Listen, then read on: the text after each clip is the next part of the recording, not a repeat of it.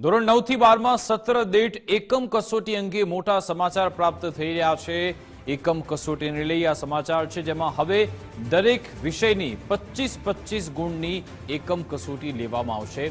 મૂલ્યાંકન સબબ એકમ કસોટીના વિકલ્પે હવે ત્રિમાસિક કસોટી લેવામાં આવનાર છે। શૈક્ષણિક વર્ષ 2025-26 માં સત્ર દીઠ એક જ કસોટી લેવાશે। વર્ષ 2025-26 માં પ્રથમ સત્રમાં 11 થી 20 સપ્ટેમ્બરે આ પરીક્ષા લેવાશે। બીજા સત્રમાં 22 થી 31 ડિસેમ્બરે ત્રિમાસિક કસોટી લેવાશે અને આ અંગેનું સમયપત્રક શાળા પોતાની રીતે નક્કી કરી શકશે। આ અંગે તમામ વિગત આપશે સંવાદદાતા અર્પિત ફોનલાઈન પર જોડાઈ ગયા છે। જી અર્પિત।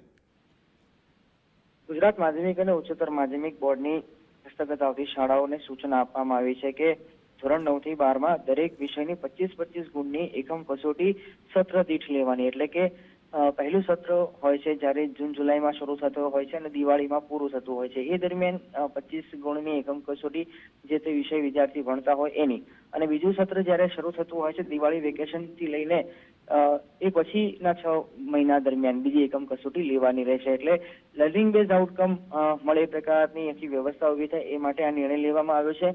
આ ફેરફાર જે પહેલા દર મહિને એકમ કસોટી લેવામાં આવતી હતી શનિવારના દિવસે, એમાં વિરોધનો માહોલ જોવા મળ્યો હતો। તેમાં ધોરણ 3 થી લઈ અને 8 અને પછી 9 થી 12 માં પણ આ પ્રકારે એકમ કસોટી દર મહિને લેવામાં આવતી હતી, પરંતુ એને લઈને ભારે ઉહાપોહ મચ્યો હતો। અનેક રજૂઆતો અને વિરોધ અલગ અલગ શૈક્ષણિક સંગઠનો દ્વારા કરવામાં આવ્યા હતા અને એ વિરોધના પગલે એક કમિટી બનાવવામાં આવી હતી। કમિટી એ આખું સ્ટડી કર્યું હતું અને સ્ટડી કર્યા પછી કેટલીક મહત્વની ભલામણો કરવામાં આવી હતી શિક્ષણ વિભાગને। એ ભલામણોનો સ્વીકાર કરવામાં આવ્યો।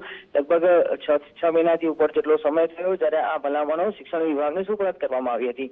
એના આધારે એનું એનાલિસિસ કરી અને અન્ય શિક્ષણવિદોના મત જાણી, એમની પ્રતિક્રિયા જાણી અને એક આ મહત્વનો નિર્ણય લેવામાં આવ્યો છે, જેમાં હવે દર મહિનાની જગ્યાએ વર્ષમાં 2 વાર એકમ કસોટી લેવામાં આવશે, જેનો રેકોર્ડ શાળાઓ એ રાખવાનો રહેશે। આ કસોટીની ખાસિયત એ છે કે કોઈ પ્રશ્નપત્ર નહીં આપવામાં આવશે, પરંતુ જે ઉત્તરો લખવાના હશે એ વિદ્યાર્થીઓ પોતાના નોટબુકમાં ઉત્તરો લખવાના રહેશે। એટલે એક નવી બાબત ધોરણ 9 થી 12 માં અભ્યાસ કરતા વિદ્યાર્થીઓ છે એમના માટે આ સામે આવી છે।